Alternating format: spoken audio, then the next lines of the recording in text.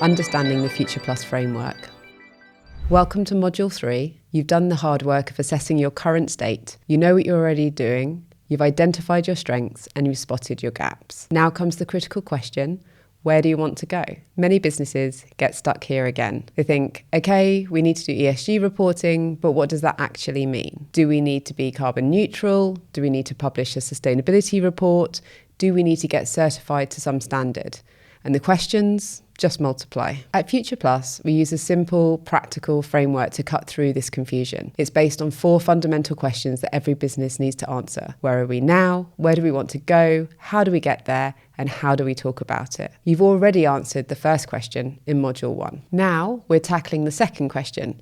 Where do we want to go? This translates into a clear 4-step approach: assess, plan, improve, and report. You've completed the assess phase, now we're in the plan phase. This framework is intentionally straightforward because we designed it specifically for SMEs and for mid-market companies that don't have dedicated sustainability teams or unlimited resources. The question is, where should you focus? And the answer depends on 4 factors. First, start where you have the most impact. If you're a manufacturer with high energy consumption, environmental is probably your priority. If you're a service business with hundreds of employees, social might be your priority. If you're in a regulated sector or you're preparing for investment, governance might be your priority. Second, look at where you have the most data.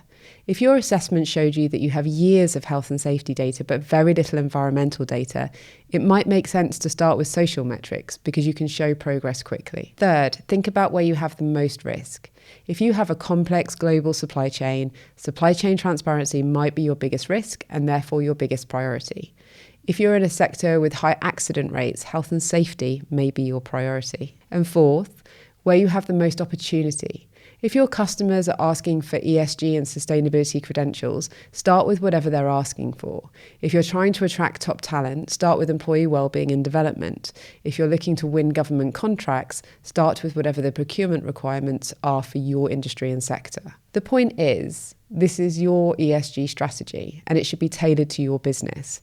It should be based on your material impact, your stakeholder expectations, and your business's objective. There's no one-size-fits-all approach. In the next video, we're going to walk through exactly how to set relevant ESG goals that align with your business strategy. This is where ESG reporting stops being a compliance burden and starts being a competitive advantage.